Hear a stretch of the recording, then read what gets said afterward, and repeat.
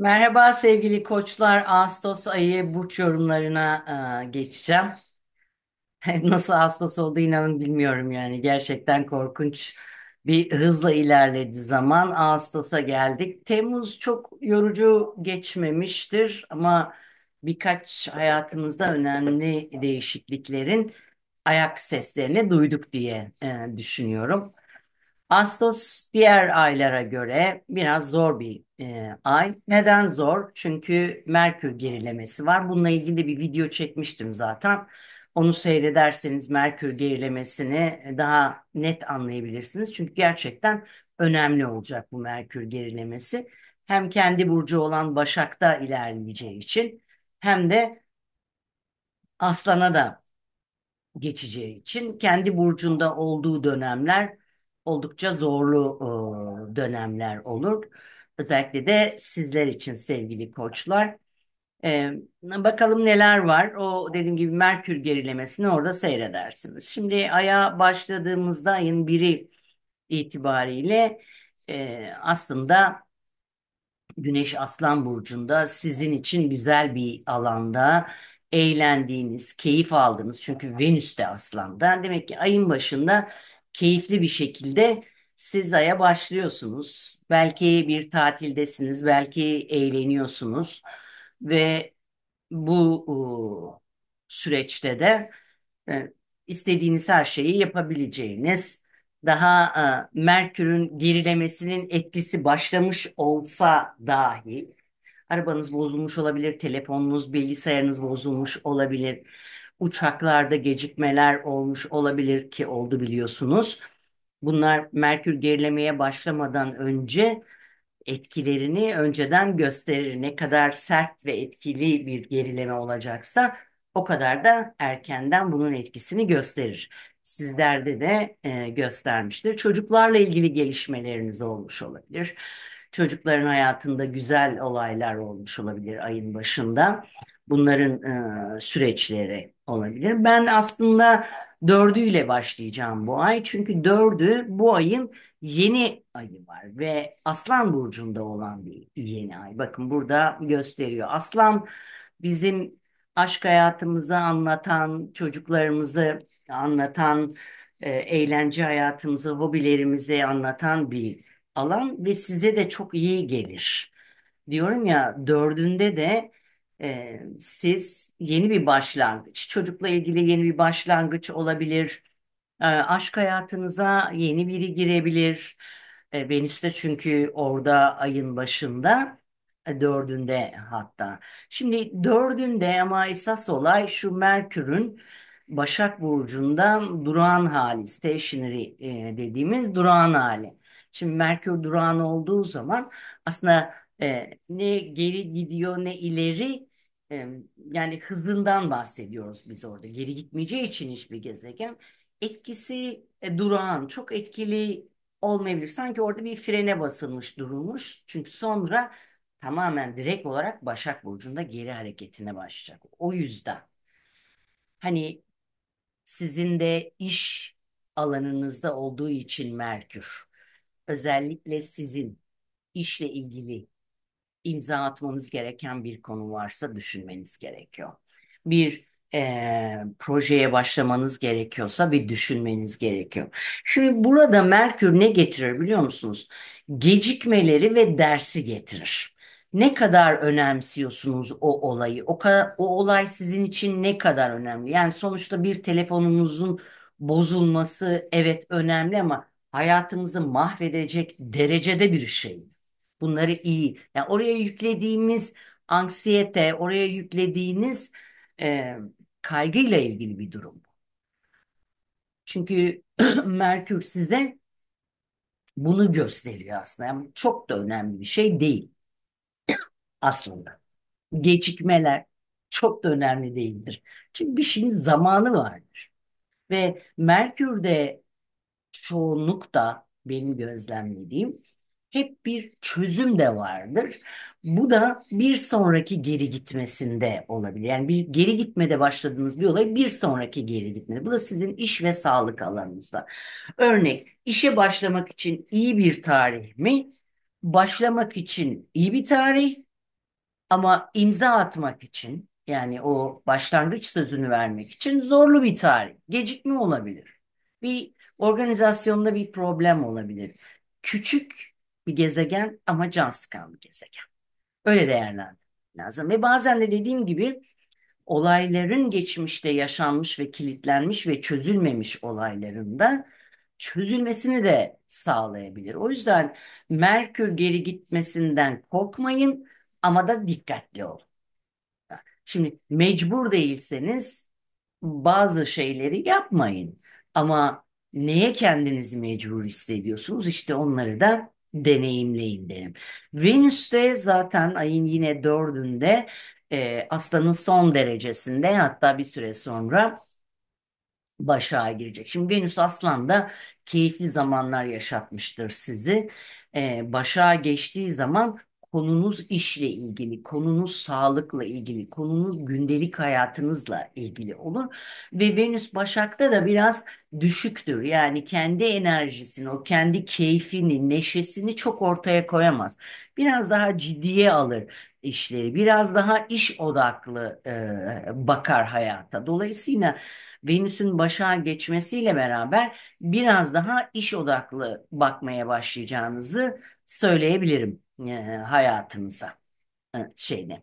Aynı zamanda ayın 7'sinde de Venüs ile Merkür dördüncü evinizde buluşacağı için her ikisinin bu evde buluşuyor olması size e, işle ilgili bazı sorumluluklar getireceğini, bazı detaylarla uğraşmanız gerektiğini, burada ufak tefek aksaklıkların olabileceğini anlatan bir enerji olacak diye değerlendirebiliriz.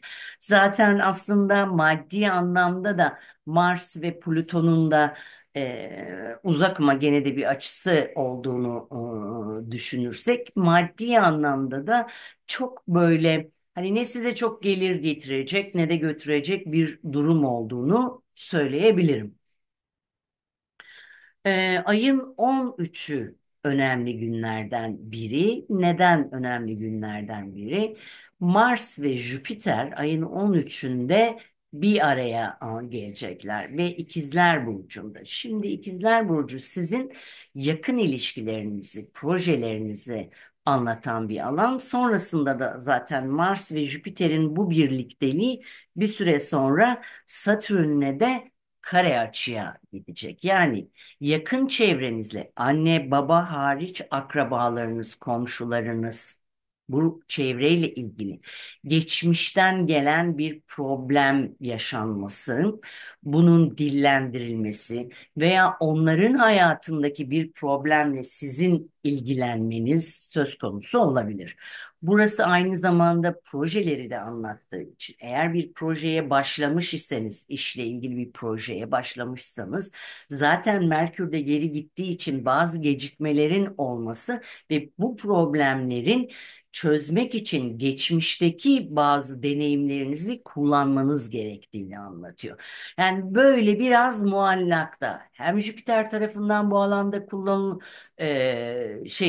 şans geliyor size, fırsat geliyor ama Mars'ın enerjisi de Satürn'ün enerjisi de bu konuyla ilgileneceksin, uğraşacaksın diyor. Özellikle arabayla ilgili inanın problemler çıkabilir. Yani e, araçla ilgili araçlar bozulabilir, tamire götürürsünüz, olmaz, satın almak istiyorsanız vazgeçmeler olabilir. Yani sizi uğraştıran şeyler olabilir. Taşınmakla ilgili sorunlu bir süreç olabilir. Gecikebilir, başka sorunlar ortaya çıkabilir sevgili koçlar. Ayın 15'inde de Merkür geri hareketini yaparak Aslan burcuna dönüyor. Şimdi burada Aslan'a döndüğü zaman biraz enerjisini işten alıyormuş gibi gözükse de Merkür olduğu için ve altıncı evinizi de işi de yönettiği için ben yine konunun gündelik hayatınızda bazı aksaklıklarla karşılaşacağınız, bazı organizasyonel bozukluklar yaşayabileceğinizi, özellikle tatil organizasyonu falan yapmak, yola çıkmakla ilgili gecikmeler, sıkıntılar, uzamaların söz konusu olabileceğini düşünüyorum. O yüzden bu konularda da dikkatli olmanızda fayda var sevgili koçlar. Gelelim ayın 19'una. Neden ayın 19'una gelelim? Ayın 19'unda da bu ayın dolunayı var. Bu da Kova burcunda olan bir dolunay. Kova, daha doğrusu dolunaylar bir tamamlanmayı işaret ediyorlar. Ve Kova'nın 27 derecesi Aslan'daki güneşle ayın karşı karşıya, Kova'daki ayın karşı karşıya kalması bir önceki aydaki bu çocukla, aşkla ilgili olan veya bir hobinizle ilgili olan veya bir tatili tamamlamak, örneğin bir şeyin tamamlanması, çocukla ilgili bir konunun tamamlanması, kaydının yapılması, işte bilmiyorum, belki bir yerin seçilmesi, belki artık o yolun belli olması, karar verilmesi. Çocuğunuz yok, sevgiliniz var. Sevgiliyle ilgili tamam mı, devam mı konuları gündemde olur. Ama bu arada Venüs de Başak'ta olduğu için özellikle aşk konularında biraz sıkıntı yaşamak, böyle o romantik anlardan daha zihinsel, ya ben bu ilişkiyi nereye götüreceğim kavramına doğru gidebileceğinizi söyleyebilirim. 22'sinde de Mars ve Venüs arasında ciddi bir kare açı olacak. Şimdi bu da yine zorludur kare açılar. Mutlaka sizin gündelik hayatınızı zorlayan enerjiler vardır. Onu oturtamazsınız, bir problem olur, bunu yapamazsınız. Yani biraz böyle uğraşmak gerektiren gündelik hayatımıza, o tatil modundan ayın 15'inden sonra özellikle çıkıp daha böyle çalışmalı, daha gündelik hayatınıza oturtmalı bir enerjiye doğru gitmeniz söz konusu bu ay. Yine bu ayki diğer bir açımızda Güneş'in Başak Burcu'na geçmesi. Şimdi Güneş Başak'a geçtiği andan itibaren, diyorum ya, ayın 22'sinden itibaren sizin için tatil bitti sevgili koçlar. Artık herhalde evinize, yurdunuza dönüyorsunuz ve e, Eylül itibariyle de okulların açılması, iş hayatının canlanması, hepimiz çünkü tatil modu içerisinde oluyoruz gibi konular daha fazla gündemde e, olacak. Sonra ayın 29'unda Venüs teraziye geçecek. Şimdi ayın sonunda Venüs teraziye geçtiğinde bir oh diyeceksiniz. Bu kadar uğraşmak, yani bu ayın ortasından itibaren işle ilgili, işte gündelik hayatınızla ilgili, hatta belki sağlıkla ilgili uğraştığınız alanlardan biraz daha ikili ilişkilerinize dönük. Ay dur, biraz ben artık yapmam gereken şeyleri, organizasyonları ve her şeyi yaptım. Hayatımı biraz daha keyifli hale yaşamak, getirmek istiyorum diyebilirsiniz. Zaten ayın 28'inde de Merkür Aslan Burcu'nda durağan hareketinde oluyor ve hemen arkasından da Merkür direk hareketine başlamış olur. Şimdi Merkür direk hareketine başladığı andan itibaren kendini toparlamış olacak.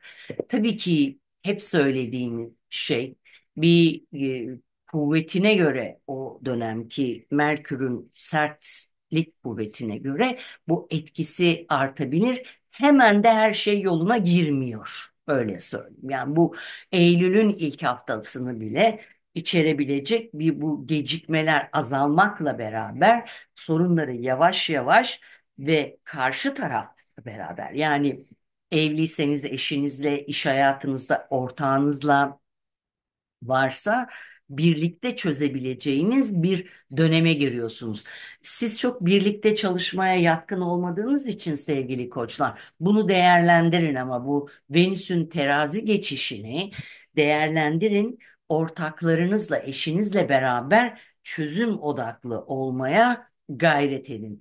Ayı bir de Venüs'le Neptün'ün karşıt açısıyla tamamlıyoruz. Burada özellikle yanılgılar, maddi anlamda pek bir girişim yapmamanız gereken, işte bir doğru karar vermekte zorlanabileceğiniz, belki karşı tarafın sizi biraz yoracağı, üzeceği bir sürece girebilirsiniz. O yüzden buna da dikkat etmenizi isterim.